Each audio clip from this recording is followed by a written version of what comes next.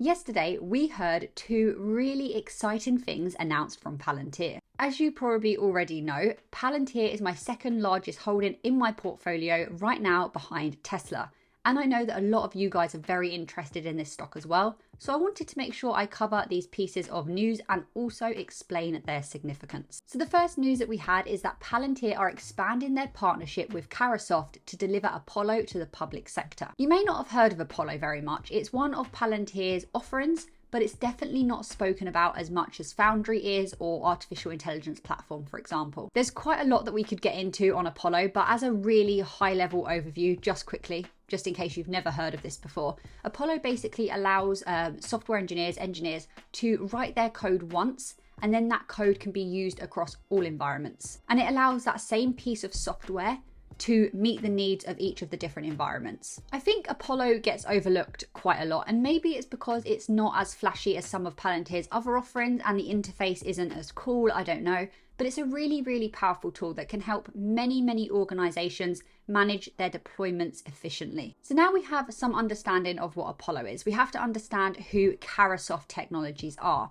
And basically, they are a business that have a strong and trusted partnership with different government agencies. And they work to provide these organizations, these agencies, with IT solutions. Now, I believe Carahsoft and Palantir actually started working together in April 2022. You may want to fact check that, but they've been working together previously. But now the change here that we heard yesterday is that they're now taking on Apollo.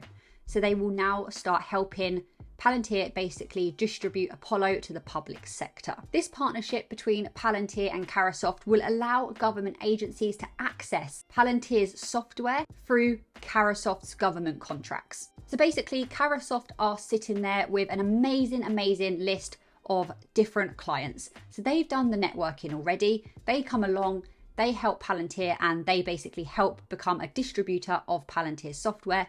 Specifically, what we're talking about right now is Apollo. And by having this partnership, it makes it easier for these agencies to actually acquire and implement Palantir's software. And this is because Carahsoft are not only offering their client network list, but also they are dealing with the customer support, the sales, the implementation, and the marketing on behalf of Palantir. So again, this is good news. This means that Palantir is outsourcing this to another company, and this means that they will have more time and focus on their core value, which is of course making good products, making good software. Another thing to note here is that although Carahsoft's primary network list is government agencies, that is not the only sort of organizations that they work with. They also work with some education sector companies, the Canadian government, and some others as well. So this is going to be a really great way for Palantir to increase their exposure further into other sectors. And of course, it's good specifically for Apollo to get that out there more as well. Ultimately, as a Palantir investor, we just want Palantir to be growing.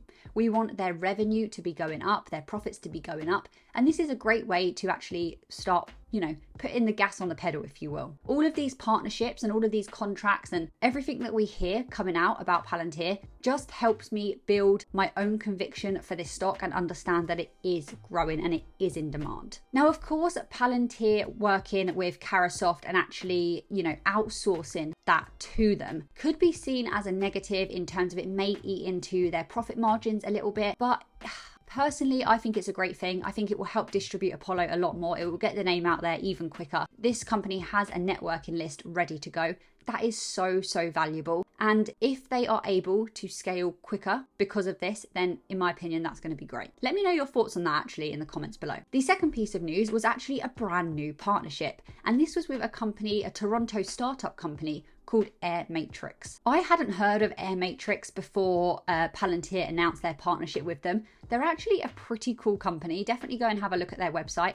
But basically, they are trying to create the infrastructure and sky traffic management for drones. And they want to do this both commercially, so things like drone delivery services in the future, but also they want to do, they have a government side. So So they want to work with governments, you know how drones are used in wars and stuff like that. So they have two sides of the business, which is quite interesting because Palantir do as well. So I believe Palantir are going to be pretty helpful for Air Matrix here. They are basically going to really assist in accelerating and scaling the drone operations. And they'll be doing this through the use of their Foundry software. And in particular, this partnership has actually come through a program, and that program is called Foundry for Builders Program. Now, again, this program hasn't just started. This has been around, but it's not really spoken about an awful lot. And honestly, I didn't even know it existed. But essentially what it is it's a way that Palantir can really help those early startup companies. Now, when you are a startup company, when you're in your really early days, there are a lot of challenges that you can face. One being that you may not actually be able to get the partnerships that you need to actually scale and grow. So this Foundry for Builders program, it basically gives the early startup companies, and when I say early startups, I think they have to be less than 5 years old and have to have less than $100 million in funding. Again, fact check that. But it gives them access to Palantir's Foundry, which is a pretty big deal if you're trying to scale and grow your company. And I can only imagine, based on the client reviews that I've heard of Palantir, how much their efficiencies are going to increase and how useful that's going to be. I guess we'll see in a few years' time. So Palantir are going to come along and they're going to be able to make sense and really comprehend real-time data. So this will be used to figure out flight paths, weather issues, things like that. And it's going to be especially useful in really busy sky areas, so urban areas where it's really, really crammed and, you know, you can't just shoot a drone up and send it off and it's going to be fine. There's going to be issues and you need to be able to predict those issues. Now, this piece of news is quite exciting in my opinion. Granted, it's not maybe as big as if we had some news that Palantir is working with, insert any massive company, because if we hear news like that, we know that that's going to be amazing for their visibility, for their growth, for their revenue, and so on. But it's really, really good to see that Palantir is working with some smaller sectors and some smaller businesses, because we're used to them working with big names now. So the fact that they are scaling into smaller businesses, that means they're actually expanding their reach further.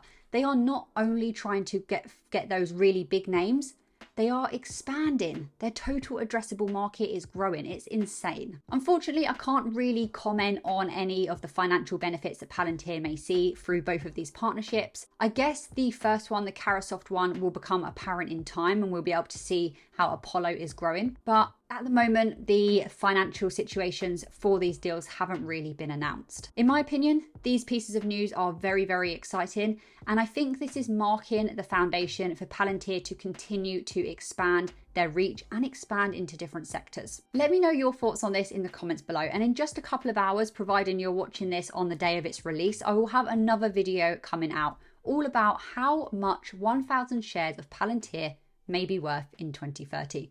So make sure you check that one out too. Thank you so much for watching and I'll see you again in another video.